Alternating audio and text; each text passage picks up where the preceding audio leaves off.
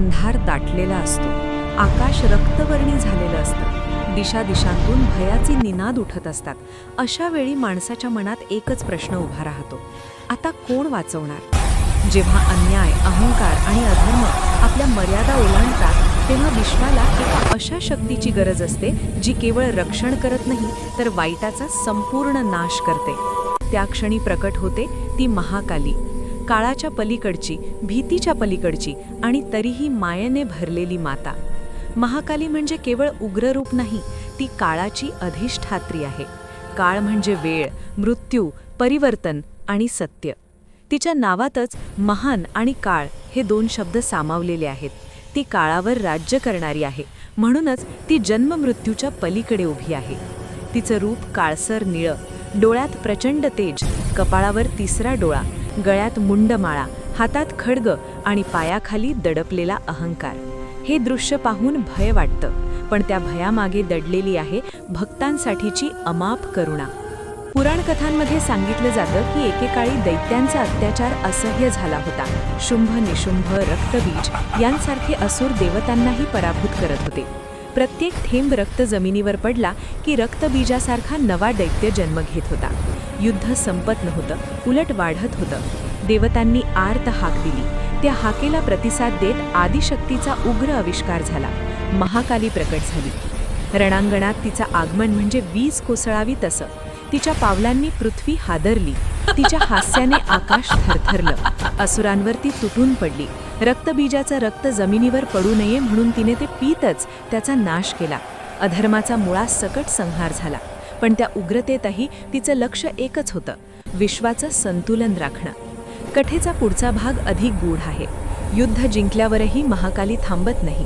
तिचा उग्र आवेश वाढत जातो. सृष्टीला धोका निर्माण होतो.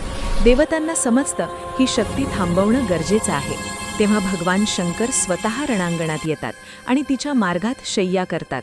उग्र नृत्य करताना महाकालीचा पाय शंकरांवर पडतो. त्या क्षणी ती थांबते. जीभ बाहेर येते, लज्जेची, आत्मभानाची खूण. उग्रतेतून करुणेचा उदय होतो. संदेश स्पष्ट असतो, शक्तीला शिवाची म्हणजेच विवेकाची जोड असली पाहिजे. महाकालीची भक्तकथा देखील तितकीच हृदयस्पर्शी आहे. एका गावात एक साधी स्त्री राहत होती.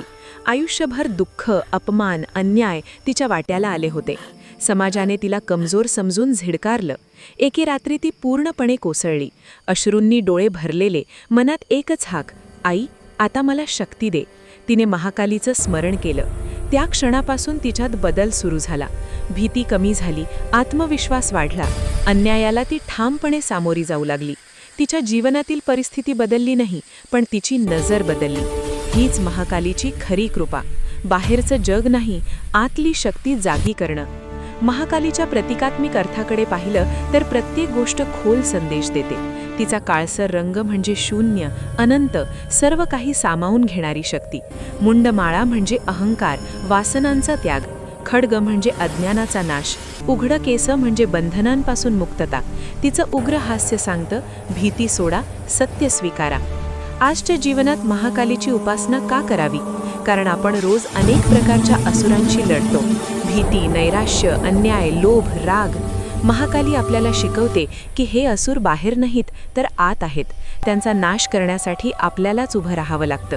तिची उपासना मनात निर्भयता निर्माण करते, संकटांना सामोरं जाण्याची ताकद देते. महाकालीचं ध्यान साधं आहे. शांत बसून डोळे बंद करा. काळसर आकाशात उभ्या असलेल्या महाकालीचं स्मरण करा. तिच्या डोळ्यातून प्रकाश येतोय असं अनुभवा. तो प्रकाश तुमच्या भीती, शंका, अशक्तपणात जाळून टाकतोय अशी भावना ठेवा. काही क्षणातच मन हलकं होतं. हीच ध्यानाची सुरुवात आहे. शेवटी महाकाली आपल्याला एकच संदेश देते, शक्ती म्हणजे उग्रता नाही, शक्ती म्हणजे सत्यासाठी उभं राहणं. करुणा म्हणजे कमजोरी नाही, करुणा म्हणजे सर्वोच्च बल. जेव्हा आयुष्य अंधारात बुडतं तेव्हा महाकाली आठवा. ती बाहेरून रक्षण करणारी नाही, ती आतून जाग करणारी माता आहे. जर ही कथा तुमच्या मनाला स्पर्श करून गेली असेल तर या शक्तिस्वरूप कथेला पुढे पोहोचवा. श्रद्धेने ऐका, संयमाने समजा आणि महाकालीच्या स्मरणाने स्वतःतील निर्भय शक्ती जागी करा. पुढील देवी कथेत पुन्हा भेटूया. तोपर्यंत आई महाकालीची कृपा सदैव तुमच्यावर राहो.